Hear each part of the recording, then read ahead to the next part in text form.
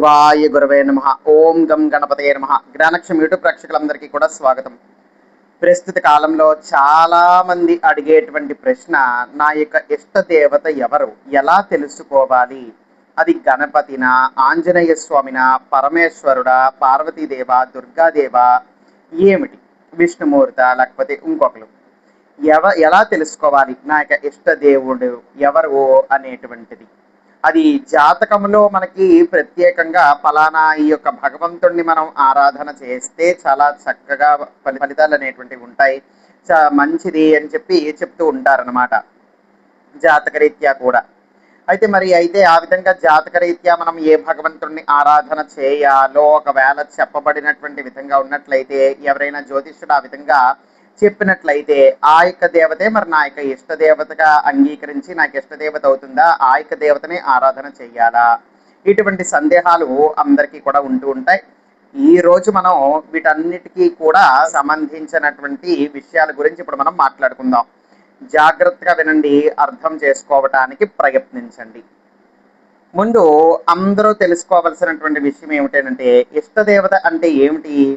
వివిధ రకాలైనటువంటి రూపాలలో ఆ యొక్క భగవంతుడు ఉంటాడే తప్ప, మన యొక్క హిందూ సనాతన ధర్మము ఏం చెప్పబడి ఉన్నది? భగవంతుడు అనేటువంటి వాడు ఒక్కడే, ఏకం సత్ విప్ర బహుధా భవంతి అని చెప్పబడి ఉన్నదనమాట. దానికి గల అర్థం ఏమిటి అని అంటే, భగవత్ స్వరూపాలు వేరు కానీ భగవంతుడి యొక్క తత్వము ఒక్కటే. ఒక్క మనిషే అతని యొక్క పరివారానికి, కుటుంబానికి సంబంధించినటువంటి మనుషులకి వివిధ రకాలైనటువంటి సంబంధాలతో ఒక్క మనిషి ఆ యొక్క బాధ్యతల్ని నిర్వహిస్తూ ఉన్నప్పుడు, మరి అదే విధంగా ఆ యొక్క భగవంతుడు కూడా గణపతిగా, పరమేశ్వరుడిగా, పార్వతీదేవిగా, ఆంజనేయ స్వామిగా, విష్ణుమూర్తిగా, భైరవుడిగా, ఇలా వివిధ రకాలైనటువంటి రూపాలలో మనకి కొలువై ఉన్నారన్నమాట. అటువంటి రూపాల్లో మీ యొక్క ఇష్టదేవతని ఎలా తెలుసుకోవాలి అని అంటే, మీకే తెలియకుండా ఆ భగవంతుడి యొక్క నామస్మరణ మీకు వినిపించినప్పుడు కానీ, ఆ భగవంతుడి తాలూకు యొక్క విషయాలు మీకు ఏవైనా తెలిసినప్పుడు కానీ, వినటంలో కానీ, ఆ భగవంతుడి యొక్క నామస్మరణ చెయ్యటంలో కానీ, ఆ భగవంతుడి యొక్క చిత్రపటం కావచ్చు, విగ్రహం కావచ్చు, ఏవైనా సరే చూడటం వలన కానీ మీకే తెలియకుండా మీ యొక్క మనస్సు మీకే తెలియకుండా ఆ యొక్క భగవంతుడితో అనుసంధానము, ఒక బంధం అనేటువంటిది ఏర్పడుతుందన్నమాట. మీరు ఆకట్టుకుపోతారనమాట ఆ యొక్క దేవతా స్వరూపానికి. ఇప్పుడు తెలుసుకుందాం, ఇంతకీ మనం ఆ యొక్క ఇష్టదేవతని ఎంచుకోవాలా, లేకపోతే ఆ యొక్క భగవంతుడే మనల్ని ఎంచుకుంటాడా అనబడేటువంటి విషయానికి ఇప్పుడు మనం వద్దాం. నిజానికి చాలా మందికి ఎవరికైతే వాళ్ళ యొక్క ఇష్టదేవత ఫలానా ఈ యొక్క భగవత్ స్వరూపం అని చెప్పేసి ఆ భగవత్ స్వరూపాన్ని ఎక్కువగా ఆరాధన చేయటం కానీ, ఉపాసన చేయటం కానీ, జపం చేయటం కానీ ఇవన్నీ కూడా చేస్తూ ఉంటారో, నిజానికి వీళ్ళు కాదు ఆ యొక్క భగవంతుడిని ఎంచుకున్నటువంటిది. ఆ యొక్క భగవంతుడే వీళ్ళని ఆయన దగ్గరికి రప్పించుకుంటాడు. ఆ భగవంతుడే వీళ్ళని ఆయనకి ప్రియమైనటువంటి భక్తులుగా మార్చుకుంటాడు. ఆ యొక్క భక్తుడిని ఆ యొక్క భగవంతుడే ఎంచుకుంటాడనమాట. ఈ విధంగా ఆ యొక్క భగవంతుడు మనల్ని ఎంచుకుంటున్నాడు, ఆ భగవంతుడు మనల్ని కోరుకుంటున్నాడు, ఆ భగవంతుడు ఆయన దగ్గరికి మనం రావాలి అని కోరుకుంటున్నాడు అనబడేటువంటి విషయాల్ని మనం గ్రహించాలి. ఏ విధంగా గ్రహించవచ్చు చెప్తాను, వినండి. పలుమార్లు కూడా మీకు అక్కడ 100 చిత్రపటాలు ఉన్నాయనుకోండి, భగవంతుడి యొక్క చిత్రపటాలు 100 భగవంతుడి యొక్క విగ్రహాలు ఉన్నాయనుకోండి, మీకు మాత్రం వాటన్నిటిలోని కూడా ఒక్క భగవంతుడికి సంబంధించిన విగ్రహాలు కానీ, ఒక్క భగవంతుడికి సంబంధించిన చిత్రపటాలు కానీ మీ యొక్క మనస్సుకి నచ్చుతుందనమాట. ఏ భగవంతుడికి సంబంధించినటువంటిది కొనుక్కుని పెట్టుకుంటే మంచిది అని మీకు అనిపిస్తుంది, అప్పుడు అర్థం చేసుకోవాలి ఆ భగవంతుడే మిమ్మల్ని ఆయన యొక్క మార్గంలో ఆయన దగ్గరికి రప్పించుకుంటున్నాడు. మీ యొక్క ఇష్ట దేవత అనేటువంటిది ఆ భగవంతుడి యొక్క రూపం. ఇది ఒకటి మీరు గ్రహించవచ్చు. అదే భగవంతుడికి సంబంధించినటువంటి విషయాలు కానీ, దృశ్యాలు కానీ ఏవైనా సరే కళలోకి రావటం అనేటువంటిది కొన్నిసార్లు జరుగుతాయి. లేదు అని అంటే కనుక ఆ భగవంతుడికి సంబంధించినటువంటి దేవాలయాలకే మీరు ఎక్కువ శాతం వెళతారు. అస్తమాను కూడా ఆ యొక్క ఆలయానికే మీరు వెళ్ళి సందర్శిస్తూ ఉంటారనమాట. అక్కడ కూడా మీరు తెలుసుకోవచ్చు, ఆ యొక్క భగవంతుడు ఆయన యొక్క ప్రియమైనటువంటి భక్తుడుగా మిమ్మల్ని చూడాలనుకుంటున్నాడు. మిమ్మల్ని ఆయన యొక్క ప్రియమైనటువంటి భక్తుడిగా మార్చాలనుకుంటున్నాడో ఆయన దగ్గరికి ఆయనే మిమ్మల్ని రప్పించుకుంటున్నాడు అని మీరు అర్థం చేసుకోవాలి. ఇప్పుడు మనం తెలుసుకుందాం ఇష్టదేవతని గుర్తించేటువంటి 7 సంకేతాలు. ఏమిటా సంకేతాలు? ఒకటి, మీరు ఆ భగవంతుడి యొక్క నామస్మరణ చేస్తున్నప్పుడు కానీ, ఆ భగవంతుడికి సంబంధించిన విషయాలు వింటున్నప్పుడు కానీ, భగవంతుడికి సంబంధించిన దృశ్యాలు కానీ ఏవైనా సరే చూస్తున్నప్పుడు కానీ, ఆ భగవంతుడి యొక్క విగ్రహాన్ని మీరు చూస్తున్నప్పుడు కానీ మీకే తెలియకుండా ఒక ప్రశాంతతని మీరు ఫీల్ అవుతారు, ఒక ఇష్టతని మీరు ఫీల్ అవుతారు. మీ యొక్క మనసు చాలా ఆహ్లాదకరంగా మీకు అనిపించి ఆ భగవంతుడి యందు అపారమైనటువంటి బంధం ఉన్నట్టుగా మీరు ఫీల్ అవుతారు. ఇప్పుడు రెండవది, ఏ మంత్రము మీరు చదివినా సరే మీకు రానటువంటి తృప్తి ఫలానా ఆ భగవంతుడికి సంబంధించినటువంటి మంత్రము చదవటంలో కానీ, ఆ భగవంతుడికి సంబంధించిన మంత్రాలు జపం చేయటంలో కానీ మీకు ఇష్టత కలుగుతుంది, సంతృప్తి కలుగుతుంది. ఆ భగవంతుడికి సంబంధించిన శ్లోకాలే, ఆ భగవంతుడికి సంబంధించిన మంత్రాలే మీకు పదే పదే చదవాలనిపిస్తూ ఉంటుంది. ఇతర ఎన్ని శ్లోకాల మంత్రాలు ఉన్నప్పటికీ ఆ భగవంతుడికి సంబంధించినదే మీకు నచ్చుతుందన్నమాట. అక్కడ మీరు గుర్తించాలి మీ యొక్క ఇష్టదేవత వాళ్ళే అని. ఏదైనా సరే ఒక గుడికి వెళ్ళాలి అని మీరు నిర్ణయించుకున్నా, లేకపోతే మీ యొక్క కుటుంబ సభ్యులు వెళ్దామని అన్నా, మీరు మాత్రం ఫలానా ఆ యొక్క భగవంతుడికి సంబంధించినటువంటి దేవాలయానికి వెళ్దామని మీరు అడుగుతారు. అక్కడ కూడా ఈ యొక్క దేవత యొక్క సంబంధించినటువంటి ఈ యొక్క దేవాలయమే ఉంటుందన్నమాట. అక్కడ కూడా మీరు గుర్తించాలన్నమాట. మీకే తెలియకుండా మీరు దేనికి అట్రాక్ట్ అయిపోయారో, దేనికి ఎడిక్ట్ అయిపోయారో, మీ యొక్క మనసు, మీ యొక్క బుద్ధి ఏ భగవత్ స్వరూపాన్ని కోరుకుంటోందో మీరు ఈ విధంగా గమనించుకోవాలన్నమాట. కష్టాలలోని, బాధల్లోని, ఇబ్బందుల్లోని మీకు ఏదైనా సరే కోరినటువంటివి తీరట్లేదు అని అన్నప్పుడు మీకు మొట్టమొదటగా ఏ భగవంతుడైతే మీకు గుర్తుకు వచ్చి, ఏ భగవంతుడిని మీరు ఆర్థించాలనుకుంటారో, ప్రార్థన చేసి అడగాలనుకుంటారో, మీ యొక్క కష్టాలు, బాధల, సమస్యలు తొలగింప చేయమని చెప్పి ఏ భగవంతుడిని అయితే మీరు శరణు వేడాలి అని అనుకుంటూ మీ యొక్క మెదడులోకి, మీ యొక్క ఆలోచనలోకి మొట్టమొదటిగా ఏ భగవంతుడికి సంబంధించినటువంటి ఆలోచన మీకు వచ్చిందో అది కూడా ఒక సంకేతము, మీరు గుర్తించాలి. అదే విధంగా ఆ భగవంతుడికి సంబంధించినటువంటి పురాణ కథలు వినడంలోని, ఆ భగవంతుడి గురించి విషయాలు వినటంలోని మీకు చాలా ఆసక్తి ఎక్కువగా ఉంటుంది. మీరు ఇన్స్పైర్ అవుతారనమాట. అప్పుడు మీరు తెలుసుకోవచ్చు ఆ భగవంతుడు మీ యొక్క ఇష్టదేవత అని. మీరు అనుకోనటువంటి విధంగా ఆ యొక్క ప్రకృతి కూడా సహకరించి, ఆ యొక్క ప్రకృతి కూడా మీకు తెలియచేసేటువంటి ప్రయత్నాలు చేస్తూ ఉంటుందన్నమాట. ఏ విధంగా జరగచ్చు? మీరు అనుకోనటువంటి విధంగా ఎవరైనా సరే వచ్చి మీకు ఆ భగవంతుడికి సంబంధించినటువంటి పుస్తకము మీకు ఇవ్వటం కానీ, ఆ భగవంతుడికి సంబంధించినటువంటి పేరులు కానీ, ఆ భగవంతుడికి సంబంధించినటువంటి ఆలయాలకే మీరు పదే పదే పదే దర్శనం చేసుకోవాల్సినటువంటి పరిస్థితులు మీకు ఏర్పడుతున్నప్పుడు, ఆ భగవంతుడికి సంబంధించినటువంటి ఆలయానికి మీరు 10 మార్లు కూడా వెళ్ళాల్సి వస్తున్నప్పుడు, ఆ భగవంతుడికి సంబంధించినటువంటి వీడియోసే మీకు ఎక్కువ శాతం మీకు ఫ్లాష్ అవుతున్నప్పుడు, ఆ భగవంతుడికి సంబంధించినటువంటి డిస్కషన్సే, చర్చలు ఎక్కువగా మీ జరుగుతూ ఉన్నప్పుడు, ఇవన్నీ కూడా ఏమిటి, అనుకోకుండా ఏదో కోరుండి కావాలని మీరు ఇప్పుడు అదే దేవాలయంలోనో ఎక్కడోనో ఉద్యోగం చేస్తున్నారు అనుకోండి, అది వేరే విషయం. మీ దినచర్య, మీ యొక్క పనులలో మీరు ఉన్నప్పటికీ కూడా ఇప్పుడు నేను చెప్పినటువంటివి మీరు అనుకోకుండా, ఊహించకుండా, ఎక్స్పెక్ట్ చెయ్యకుండా ఈ విధంగా జరుగుతూ ఉందనుకోండి, మీరు అనుకోనటువంటి విధంగా ఆ భగవంతుడికి సంబంధించిన దృశ్యాలే కనపడటం, అవే విషయాలు వినటం, ఆ భగవంతుడికి సంబంధించిన డిస్కషన్స్లో మీరు చిక్కుకొని ఉండటం, ఆ భగవంతుడికి సంబంధించిన ఆలయాన్ని మీరు మళ్ళీ మీ యొక్క కుటుంబాలతోనో, లేకపోతే మీ యొక్క ఫ్రెండ్స్తోనో, లేకపోతే దారంతో వెళ్తుంటుంటే మీకు ఎదురు పట్టడం, కనిపించడం, ఆ భగవంతుడికి సంబంధించినవి ఎక్కువగా మీ యొక్క కళ్ళ ముందుకి ప్రత్యక్షం అవుతూ ఉండటం, ఇట్లాంటివన్నీ కూడా జరిగాయి అనుకోండి. మీ యొక్క దినచర్యలో మీరు ఉంటున్నప్పుడు, రోడ్ల మీద ప్రయాణం చేస్తున్నప్పుడు, ఎక్కడికైనా బయటికి వెళ్ళినప్పుడు, ఫ్రెండ్స్తో వెళ్ళినప్పుడు, ఈ విధంగా అప్పుడు మీరు అర్థం చేసుకోవాలి ఆ దేవత మిమ్మల్ని కోరుకుంటోంది. మీకు ఏదో ఒక జన్మలో, మీ యొక్క గత జన్మల దగ్గర నుంచి కూడా మీకు ఆ యొక్క భగవంతుడితో బంధం అనేటువంటిది ఉన్నది. అది మనం తెలుసుకోవాలన్నమాట. ఎప్పుడైతే మనం ఏ భగవంతుణ్ణైతే విపరీతంగా ప్రేమతో ఇష్టంతో ఆరాధన చేసామో, జపము చేసామో, పూజ చేసామో, మనకి ఆ యొక్క జన్మ పూర్తయిపోయి ఉండొచ్చు, మళ్ళీ ఇంకో శరీరం దాల్చి మనం జన్మిస్తాము. అయినప్పటికీ ఆ భగవంతుడు మనల్ని మర్చిపోడు. మనం ఎవరు ఏంటి, మన గత జన్మ పరిస్థితి ఏమిటి అనేటువంటిది ఆ యొక్క భగవంతుడికి తెలుసు. మర్చిపోయినదల్లా మనమే. అయినప్పటికీ కూడా ఆ భగవంతుడు మనకి గుర్తుకు చెయ్యటానికి ప్రయత్నిస్తూ ఉంటాడనమాట. దానికి మళ్ళీ కూడా అతను మిమ్మల్ని అతని దగ్గరికి రప్పించుకునేటువంటి విధమైనటువంటి సంకేతాలు ఇవి. అప్పుడు మీరు తెలుసుకోవాలి, ఈ యొక్క దేవతా స్వరూపమే నా యొక్క ఇష్ట దేవత అని.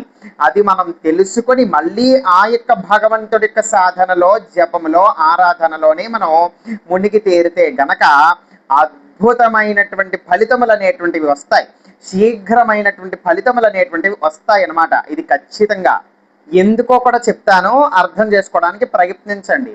ఇప్పుడు మీ యొక్క మనసు, మీ యొక్క బుద్ధి కోరుకుంటున్నటువంటి యొక్క దేవతా స్వరూపం ఎవరైతే ఉన్నారో, అంటే మీ యొక్క ఇష్ట దేవత మీ ఇంట్లో ఉండేటువంటి అమ్మ కానీ నాన్న కానీ అనుకోండి. అర్థమైందా? ఇప్పుడు మనం ఇంటి బయటకు అడుగు పెట్టేసరికి ఎందరో మంది మాతృమూర్తులను అందరినీ కూడా మనం గౌరవిస్తాము, మనం నమస్కరిస్తాము. మనం చేయగలిగినటువంటి సహాయము, ఎవరికైనా అవసరం ఉండి వాళ్ళ మనల్ని అడిగితే మనం చేస్తాము, గౌరవిస్తాము, అభిమానిస్తాము, నమస్కరిస్తాము. అర్థమైందా? కానీ మీరు కోరుకుంటున్నటువంటి యొక్క పదార్థాలు కావచ్చు, కోరుకునేటువంటి జీవితము కావచ్చు, అనుకునేటువంటివి మీరు మీ యొక్క జీవితంలో చెయ్యాలన్నా, సాధించాలన్నా మొట్టమొదటిగా ఉండాల్సినటువంటి ప్రోత్సాహన మన యొక్క తల్లిదండ్రుల నుంచి అనమాట. అటువంటి తల్లిదండ్రులే ఇక్కడ మనకి ఇష్ట దేవత. అదే విధంగా మీరు ఈ యొక్క బయట మీరు అడుగుపెట్టిన తర్వాత ఎవరైతే మాతృమూర్తులు ఉంటారో, లేకపోతే ఆ యొక్క మగవాళ్ళైనా సరే కావచ్చు, ఆ యొక్క తండ్రి స్వరూపమైనటువంటి వాళ్ళు ఉంటారో, వాళ్ళని ఎప్పుడైతే మనం ఇలా గౌరవిస్తామో, అభిమానిస్తామో, నమస్కరిస్తామో, చల్లగా ఉండు నాయన ఇదని చెప్పేసి చక్కగా మంచి దీవెనలు అనేటువంటివి అందిస్తారే తప్ప వాళ్ళ ఇంట్లో ఉండేటువంటి వాళ్ళ యొక్క బిడ్డల కన్నా మనమేమీ ఎక్కువ కాదు. ఇది మీరు తెలుసుకోవాలన్నమాట. ఏమిటి అంటే, అయ్యో మన బిడ్డలు లాంటి వాళ్ళే కదా వీళ్ళు వాళ్ళు కూడా బాగుండాలి, వాళ్ళు కూడా చక్కగా ఉండాలి అనబడేటువంటి ఆలోచన, ఉద్దేశము వాళ్ళకి కలిగి ఉంటాయి. అందులో ఏమాత్రము కూడా సందేహం లేదు. అయినప్పటికీ కూడా అంత చేయగలిగేటువంటి సామర్థ్యత కానీ, చెయ్యాలి మన కోసం ఏదైనా, మన యొక్క జీవితాన్ని దారపోసైనా వాళ్ళు సుఖంగా, సంతోషంగా, బాగా ఉండాలి అనబడేటువంటి ఆలోచన ఎవరు చేస్తారు? వాళ్ళు చేస్తారా? చెయ్యరు. మన ఇంట్లో ఉండేటువంటి తల్లి తండ్రి చేస్తారనమాట. అదేవిధంగా ఇక్కడ ఇష్టదేవత కూడాను, అది మీరు అర్థం చేసుకోవాలి. మీరు ఏ ఒక్క దేవాలయానికైనా వెళ్ళండి, ఏ భగవంతుడికి సంబంధించిన దేవాలయానికైనా వెళ్ళండి, అక్కడ దేవతని గౌరవించండి, అభిమానించండి, నమస్కరించండి. కానీ ఆ యొక్క కనిపిస్తూ ఉన్నటువంటి ఆ యొక్క దేవతా మూర్తిలోనే మీ ఇష్ట దేవుణ్ణి చూడగలిగేటువంటి పరిస్థితిని ఏర్పరచుకోండి. ఉదాహరణకి చెప్తున్నాను, ఇప్పుడు మీ యొక్క ఇష్టదేవత ఎవరు అనేటువంటిది మీరు ఆంజనేయ స్వామి వారు అని మీరు తెలుసుకున్నారనుకోండి. ఉదాహరణకి చెప్తున్నాను, ఎగ్జాంపుల్ అనుకున్నారనుకోండి. ఇప్పుడు మీరు విష్ణుమూర్తి ఆలయానికి వెళ్ళారు, లేకపోతే ఈశ్వరుడి యొక్క ఆలయానికి వెళ్ళారు, లేకపోతే అమ్మవారి యొక్క ఆలయానికి వెళ్ళారు. ఈ విధంగా వెళ్ళినప్పుడు ఒక్కటే ఆ యొక్క భగవంతుడిని మీరు దర్శనం చేస్తున్నప్పుడు ఒక్కటే అనుకోండి అనమాట మనసులో. ఆ భగవంతుడు కూడా మీ యొక్క ఇష్టదేవత ఎవరైతే ఉన్నారో, అంటే ఆంజనేయ స్వామి కదా ఇక్కడ మనం ఉదాహరణగా చెప్పుకుంటున్నాం, ఆంజనేయ స్వామి వారి యొక్క స్వరూపమే, ఆంజనేయ స్వామి వారి యొక్క ప్రతిరూపమే ఆ యొక్క భగవంతుడి యొక్క రూపము అనబడేటువంటి భావన కలిగి మీరు నమస్కారం అనేటువంటిది చేసుకొని దర్శనము చేసుకోండి, తప్పులేదు. కానీ మీ అంతటి మీరే మీరు గమనించుకోవచ్చు. ఇప్పుడు మీరు విష్ణుమూర్తి, ఇప్పుడు ఉదాహరణకి ఆంజనేయ స్వామి వారే మీ ఇష్టదేవతని మీరు తెలుసుకున్నారు అనుకుందాం కాసేపటికి, ఉదాహరణకి చెప్తున్నాను, అది ఎవరైనా కావచ్చు, ఉదాహరణకి ఆంజనేయ స్వామి వారు అని నేను అనుకుందాం. ఇప్పుడు ఇదే విధంగా మీరు ఇటువంటి దేవాలయాలన్నిటికీ కూడా వెళ్తున్నారు, విష్ణుమూర్తి దగ్గరికి, ఈశ్వరుడి గుడికి, అమ్మవారి యొక్క గుడికి, ఇలాగ భైరవుడి యొక్క గుడికి, ఇలాగ రకరకాల గుడికి మీరు వెళ్తున్నప్పటికీ కూడా మీరు గమనించుకోండి మిమ్మల్ని మీరే. ఆంజనేయ స్వామి వారి ఎక్కడైనా సరే గోపురం కనిపించినా, ఆంజనేయ స్వామి వారి యొక్క ఆలయం కనిపించినా విపరీతమైనటువంటి ఆనందము, ఉత్సాహము మీకు తెలియకుండానే ఏర్పడతాయి అన్నమాట.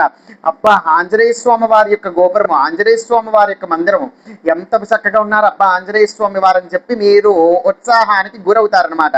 అది ఏ దేవతామూర్తి ఒక్క విషయంలోనైనా సరే అవ్వచ్చు. ఉదాహరణకి నేను ఇక్కడ ఆంజనేయ స్వామి వారిని చెప్తున్నాను.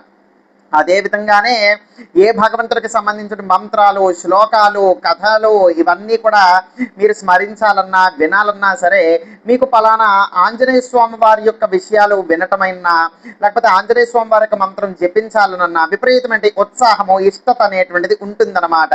అదే ఏ భగవంతుడికి సంబంధించిన అయినా సరే ఏర్పడవచ్చు. ఆంజనేయ స్వామి వారు అనబడేటువంటిది ఉదాహరణగా తీసుకుని చెప్తున్నాను. అక్కడ ఈ విధంగా మీరు గుర్తించాలన్నమాట. మీ యొక్క ఇష్ట దేవత ఎవరు అనేటువంటిది. మీకు సమస్య వచ్చినా, కష్టం వచ్చినా, బాధ వచ్చినా, ఇబ్బంది వచ్చినా మీరు ఆ భగవంతుడినే ఎక్కువగా కోరుకుని ఆరాధన చేస్తే కనుక మీకు ఫలితములు అనేటువంటివి వస్తాయి. ఇప్పుడు చెప్పాను కదా ఇందాకలా, మీరు ఇక్కడ గుడికి వెళ్ళారు, ఆలయానికి వెళ్ళారు, ఇంకో భగవంతుడికి సంబంధించినటువంటి విషయాలు మీరు వింటున్నారు, గౌరవించండి, అభిమానించండి, నమస్కరించండి. కానీ మీ యొక్క ఇష్ట దేవుడు ఎవరో గుర్తించుకొని ఆ యొక్క ఇష్టదేవుండే యొక్క పాదాలే మీరు అన్ని వేళలా, అన్ని రకములైనటువంటి సమస్యలకి కూడా మీరు వాళ్ళ యొక్క పాదాలు పట్టుకుంటే మీకు ఫలితములు అనేటువంటివి వస్తాయి. ఉదాహరణకి ఇప్పుడు డబ్బులు కావాలి అని అంటే లక్ష్మీదేవి, అలాగే శత్రుపీడలు తొలగాలి అని అంటే కాలభైరవుడు కానీ, ఆంజనేయ స్వామి వారు కానీ, చదువు, విద్య, జ్ఞానం కావాలన్నా, ఆటంకాలన్నీ కూడా తొలగాలన్నా గణపతి, ఇలాగ రకరకాల యొక్క దేవతా స్వరూపాలు, మూర్తులు అనేటువంటివి ఉన్నాయి కదా. ఈ విధంగా కాకుండా ఇప్పుడు మీకు డబ్బులు కావాలన్నా, ఆరోగ్యం కావాలన్నా, ఐశ్వర్యం కావాలన్నా, అలాగే సుఖ సంతోషాలు కావాలి అన్నా, జీవితంలో అనుకున్నటువంటి పనులు జరగాలి, అడ్డులు ఆటంకాలన్నీ తొలగిపోవాలి అని అనుకున్నా మీకు ఇష్టదేవుడు ఎవరో తెలుసుకుని ఆ భగవంతుడికి సంబంధించినటువంటి సాధన చేయటమో, ఆ భగవంతుడికి సంబంధించిన మంత్ర జపం చేయటమో, ఆ భగవంతుడి యొక్క పాదాలనే మీరు పట్టుకుని వేడుకొని ప్రార్థన చేసి శరణు వేడటంతో మీకు ఉన్నటువంటి ఏ రకమైనటువంటి సమస్య అయినా సరే ఆ భగవంతుడు తొలగించగలుగుతాడు. అర్థం చేసుకోండి.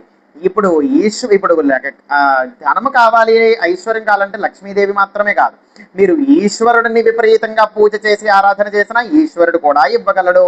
భక్తులు పాలిట కొంగు బంగారం లాంటి స్వామి ఆయన బోలాశంకరుడు. ఏం కోరుకున్నా సరే ఇస్తాడు కదా. ఆంజనేయ స్వామి వారిని కోరుకుని వేడుకుంటే ఇవ్వలేరా? అతను తథాస్తు అని చెప్పి మిమ్మల్ని అనుగ్రహించి మీరు కోరుకుంటే ధనము ఐశ్వర్యవంతులుగా మీరు మారరా? అలాగే ఏ భగవంతుడైనా సరే మీ యొక్క సమస్య, కష్టము, బాధ ఏదైనా వాళ్ళు తొలగించగలరు.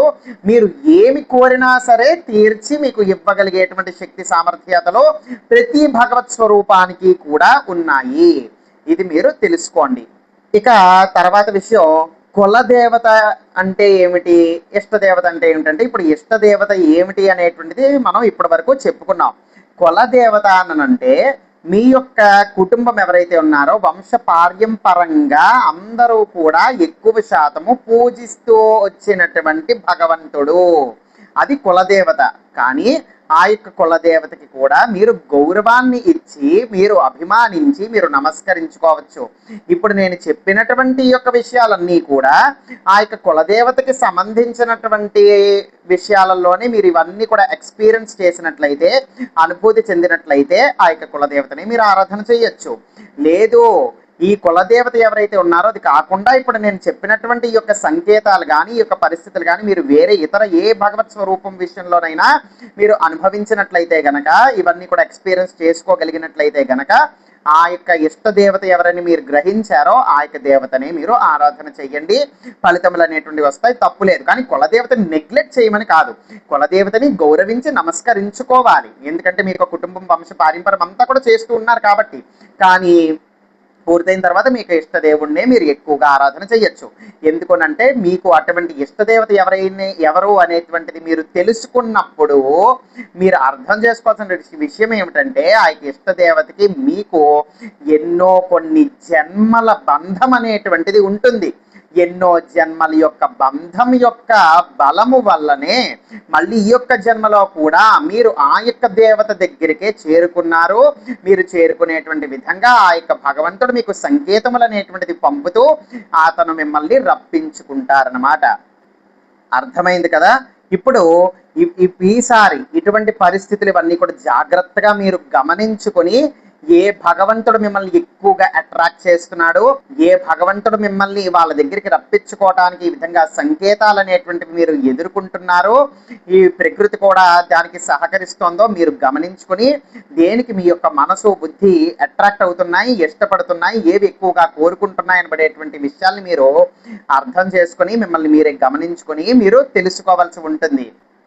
కానీ గుర్తుపెట్టుకోండి, మీకు ఇష్ట దేవుడు ఎవరైనటువంటిది మీరు తెలుసుకున్న తర్వాత ఆ భగవంతుడినే ఎక్కువగా ఆరాధన చేయటం, పూజ చేయటం, దీపారాధన వీలైతే చేయటం, ఒకవేళ దీపారాధన చెయ్యలేకపోయినటువంటి వాళ్ళు ఆ యొక్క భగవంతుడికి సంబంధించిన మంత్రం అనేటువంటిది జపము చేసుకోవటము, ఇట్లాంటివన్నీ కూడా చేయండి. చేస్తే మీ యొక్క సమస్య, కష్టము, బాధ ఏదైనా సరే ఆ భగవంతుడు తీర్చగలిగేటువంటి శక్తి సామర్థ్యతలు కలిగి ఉన్నాడు, ఖచ్చితంగా తీరుస్తాడు. మీ యొక్క కోరికలు ఏవైనా సరే ఆ భగవంతుడు మీకు అవి వరముగా ప్రసాదించి తీర్చగలిగేటువంటి శక్తి సామర్థ్యతలు వాళ్ళు కలిగి ఉన్నారు. మీరు కోరినటువంటి కోరిక ఏదైనా సరే వాళ్ళు తీరుస్తారనమాట. ఉదాహరణకి మీ యొక్క ఇష్టదేవుడు ఆంజనేయ స్వామి వారిని మీరు తెలుసుకున్నప్పటికీ కూడా శివాలయాలు దర్శనం చేయొచ్చు, గౌరవించవచ్చు, నమస్కరించవచ్చు. శివుడు మన యొక్క ఇష్టదేవత అని మీరు తెలుసుకున్న తర్వాత కూడా విష్ణు ఆలయాలను కూడా మీరు సందర్శించవచ్చు, గౌరవించవచ్చు, నమస్కరించవచ్చు, దర్శనాలు చేసుకోవచ్చు. విష్ణుమూర్తి నా యొక్క ఇష్టదేవత అని మీరు తెలుసుకున్నప్పటికీ కూడా ఇదే విధంగా అమ్మవారి యొక్క గుడులు కూడా మీరు సందర్శించవచ్చు, గౌరవించవచ్చు, నమస్కరించవచ్చు. కానీ ఏ ఆరాధనలోనైనా, ఏ గుడులు మీరు సందర్శించాలనుకున్నా, ఏ భగవంతుడి స్వరూపం దగ్గరికి వెళ్ళినా మీకు ఇష్టదేవుడిని మనసులో ఉంచుకోండి. మీకు ఇష్టదేవుడినే ఆ ఎదురుగుండా ఉండేటువంటి ఆ యొక్క భగవంతుడి యొక్క రూపంలో చూడటానికి ప్రయత్నించండి. అప్పుడు మీకు ఇష్టదేవుడు చాలా సంతోషపడి, సంతృప్తి పడి మిమ్మల్ని అనుగ్రహిస్తాడు. అర్థమైంది కదా? ఇప్పుడు కొంతమంది ఇంకా కూడా ఇష్టదేవుణ్ణి తెలుసుకోలేకపోతున్నాం, నా ఎవరిని ఆరాధన చెయ్యాలో, ఎవరిని పూజించాలో నాకు అర్థం కానటువంటి పరిస్థితిలో ఉంది అని అనుకునేటువంటి వాళ్ళ కోసం అన్నమాట ఇది. ఇప్పటివరకు ఇటువంటి అనుభూతులు ఎవరైనా కూడా ఎక్స్పీరియన్స్ చేస్తున్న, అనుభవిస్తున్నా సరే మీరు తెలుసుకోవచ్చు. ఇంత చెప్పినప్పటికీ కూడా ఇంకా కూడా మీకు ఇష్టదేవుడు ఎవరనేటువంటిది మీకు అర్థం కావట్లా, తెలుసుకోలేకపోతున్నారు అనేటప్పుడు ఈ యొక్క పరిహారం అనేటువంటిది చెయ్యండి. ఏమిటిది అని అంటే, ఒక 41 రోజుల పాటు మొదలు పెట్టినటువంటి రోజు నుంచి, ఏ రోజైనా సరే మీరు మొదలు పెట్టండి.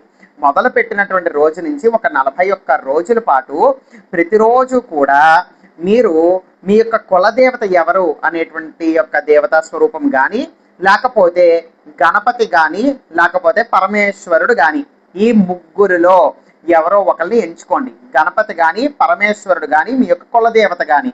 అయితే ఈ కులదేవత అంటే ఎవరు అంటే మీ యొక్క కుటుంబం అంతా కూడా ఎక్కువగా పూజిస్తూ ఉండేటువంటి యొక్క దైవము కులదైవము. అలా ఉన్నటువంటి వాళ్ళు కులదైవాన్ని ఎంచుకోవచ్చు, తప్పులేదు. కులదైవం ఎవరు అనేటువంటిది తెలియదు, లేకపోతే కులదైవం అనేటువంటిది ప్రత్యేకంగా మాకంటూ ఏమీ కూడా లేదు అనుకునేటువంటి వాళ్ళు గణపతిని కానీ, ఈశ్వరుడిని కానీ తీసుకోవచ్చు.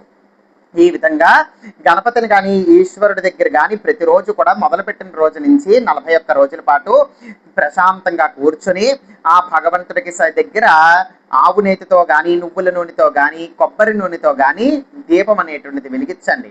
దీపం అనేది వెలిగించి ఆ యొక్క గణపతిని కానీ, ఇక పరమేశ్వరుడు కానీ మీరు నమస్కరించుకొని ప్రార్థన చెయ్యండి.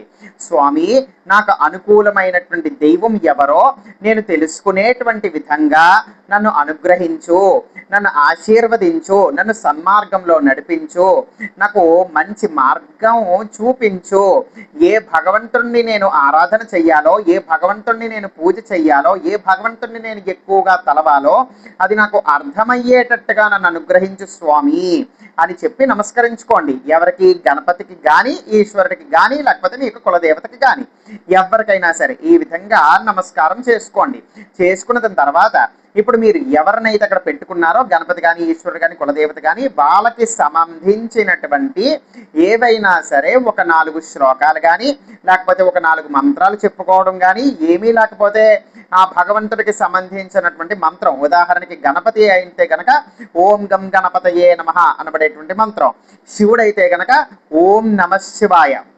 ఇక కులదేవత అయితే గనక ఆ దేవతామూర్తికి సంబంధించిన ఆ యొక్క మంత్రం అనేటువంటిది ఒక 108 సార్లు జపం అనేటువంటిది చేసి అప్పుడు ఆ భగవంతుడికి నమస్కారం చేసుకుని లేచి మీ యొక్క దినచర్య అనేటువంటిది కొనసాగించండి.